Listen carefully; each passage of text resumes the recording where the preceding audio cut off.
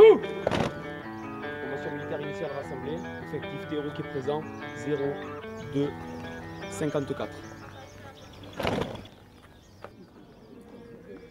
Il existe en Nouvelle-Calédonie un régiment de service militaire adapté établi sur 2 sites, l'un à Koné et l'autre à Koumak, sur lequel nous nous trouvons aujourd'hui. Cette unité militaire a pour mission de former des jeunes dans des domaines professionnels adaptés aux besoins du pays, mais surtout de les réinsérer dans une vie active pour ceux qui ont quitté le système éducatif sans qualification. À ce propos, nous avons justement fait la rencontre de l'un d'entre eux. Il s'appelle Georges et a bien voulu partager son expérience avec nous. Quand les formations militaires et citoyennes aident à la réinsertion sociale et professionnelle, c'est un reportage réalisé par le CDPNC.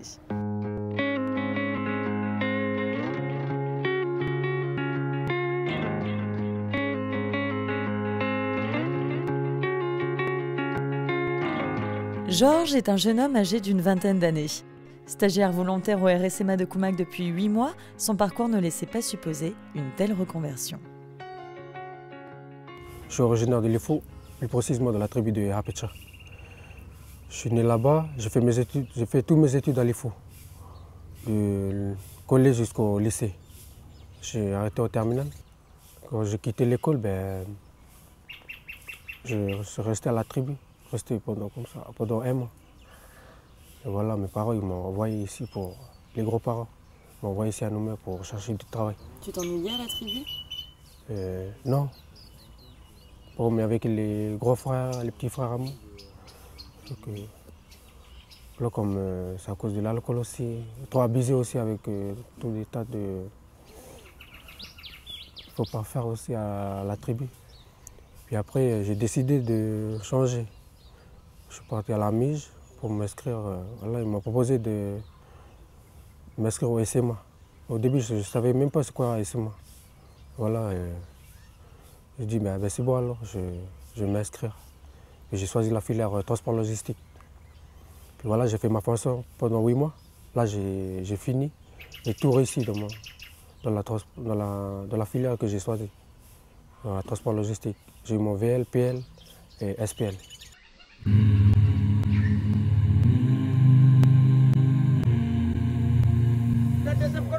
Si les volontaires stagiaires viennent au SMA pour apprendre un métier, son originalité est de dispenser avant toute formation professionnelle une formation militaire et citoyenne. Cet apprentissage permet d'acquérir les comportements de vie en société qu'attendent les futurs employeurs. En plus, chaque stagiaire reçoit une formation pour la présentation des permis de conduire VL et PL, une formation aux gestes de premier secours et une remise à niveau scolaire. Les valeurs que l'on porte, elles sont globalement, elles tournent autour de l'unité, du respect des individus. Ces valeurs qu'on trouve ailleurs par la suite, du goût de l'effort. Donc toutes ces valeurs qui sont propres au milieu militaire, mais qui existent aussi par ailleurs dans d'autres institutions également, sont des valeurs qui sont une chance, qui n'ont pas peut-être nécessairement mesuré dès le départ et qu'on essaie d'approfondir ici. Cadrer les jeunes de cette manière, c'est important parce que ça permet à eux-mêmes de se construire. Donc l'homme objectif, c'est vraiment qu'ils gagnent en autonomie.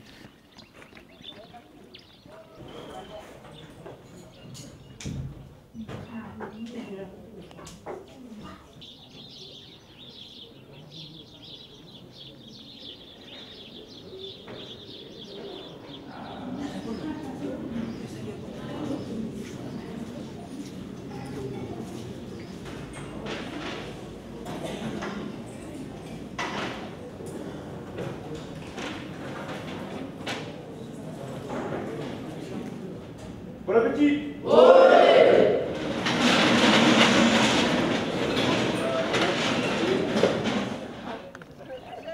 Dès le départ, on leur permet de bien comprendre qu'ils vivent ils vivent pas pour eux. Ils vivent autour d'eux. Il y a des gens qui sont différents, qui viennent de différents horizons, de différentes régions de Nouvelle-Calédonie, qui n'ont pas forcément les mêmes opinions.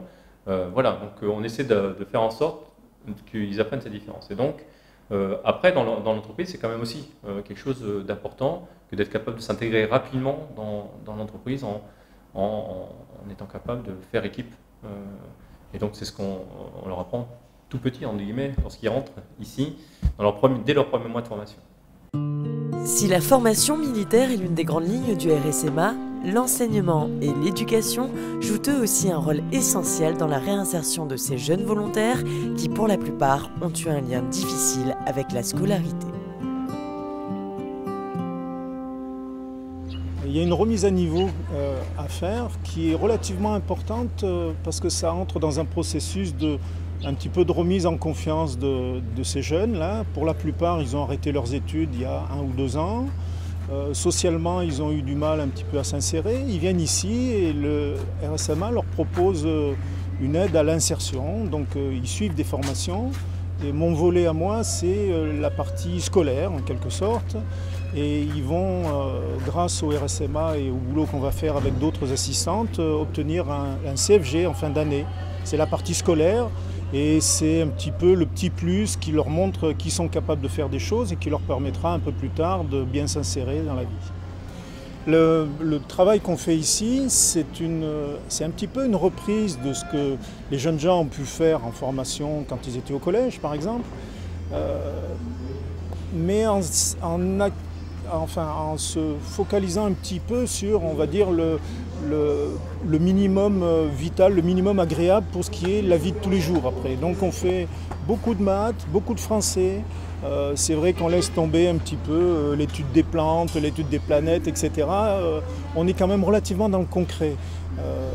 Ça permet aux jeunes gens qui étaient un peu démotivés au collège de s'apercevoir que finalement les maths, même si c'est un peu casse-pied parfois, c'est pas si terrible que ça, que le français, de la même façon, ça peut bien servir et c'est bien pratique aussi dans la vie de tous les jours. Ça leur permettra de mieux vivre de toute façon.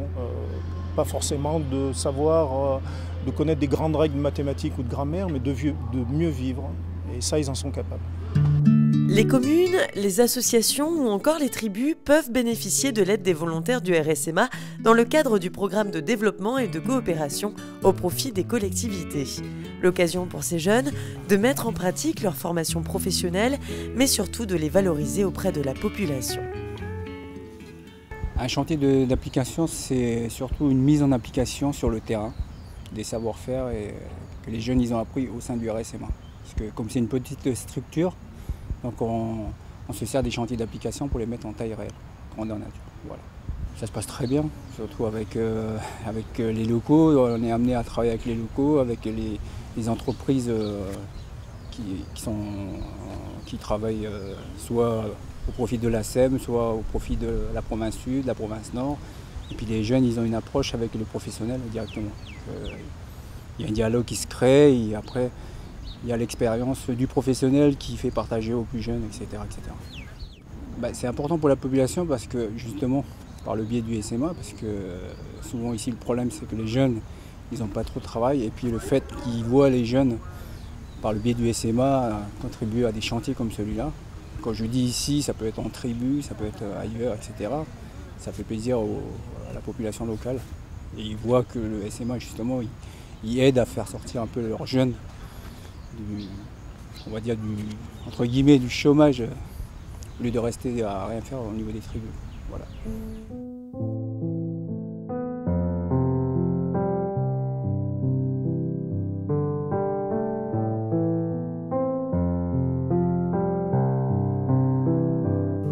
Moi, j'ai appris le respect et puis le travail, et puis la cohésion, c'est travailler en équipe. Voilà. C'est quelque chose qui a vraiment changé Oui. ton fonctionnement même. Voilà, oui. Pourquoi? Au début, moi, dans ma famille, moi, j'étais on n'est que deux garçons, mais c'est pas encore une vie de famille, quoi. C'est difficile pour moi de vivre en famille. Mais moi, j'ai appris ici aussi, c'est quoi travailler en équipe, respecter les uns les autres. Voilà, j'ai appris aussi comment parler aussi à les gens, ce que je ne connais pas encore. Puis le respect des gradés aussi ici. Je ne savais pas aussi ça au début. Pour ça, moi, je parle toujours à mes cousins, hey, venez, allez au SMA, inscrivez-vous au SMA, parce qu'il Et ils sont étonnés que moi j'ai eu tous mes papiers ici au SEMA. Ils ont dit, mais t'as fait comment? Ben, j'ai fait ma filière, j'ai écouté les gradés, ce qu'ils m'ont dit, ben voilà. Jusque là-haut, moi j'ai déjà eu que, là-haut quand vous arrivez au SEMA, c'est comme si les gradés c'est votre père et puis votre mère. Il faut juste écouter et puis voilà. Même si c'est bon ou pas bon, toujours bon quand même, pas toujours posé négatif. Moi j'ai fait ça. Moi ça a été difficile, mais moi j'ai tenu le coup jusqu'à maintenant. Là maintenant, moi je suis fier maintenant de... Là maintenant, quand je vais sortir, là, c'est facile à trouver du travail après, à cause du SMA. Et voilà, moi je remercie mon chef aussi. C'est lui qui m'a appris à être indépendant, quoi. Moi je croyais que le SMA au début, c'est aller faire la guerre, tout ça. Voilà, je savais que c'est une formation, c'est une deuxième chance dans la vie, quoi. Voilà, moi je ne regrette pas d'avoir... Et pour moi aussi c'est difficile aussi de quitter le SEMA. C'est vrai? Oui. Pourquoi? Parce que j'ai appris à connaître des gens que je ne connais pas. Et leurs coutumes aussi, on a parlé, partagé. Comme ici en SEMA, il y a beaucoup de choses, d'autres ethnies, comme les Blancs, les Vanuatais, toutes sortes de races ici au SEMA. Pour moi, ça m'a apporté beaucoup de choses. Voilà, pour moi, c'est difficile aussi de quitter le SEMA.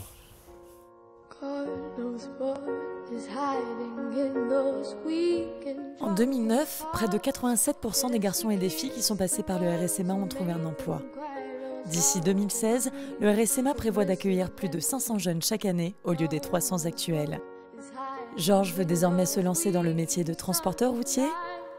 Son rêve est de transporter les jeunes depuis les tribus du Nord jusqu'au RSMA pour qu'ils puissent y suivre la même formation que lui.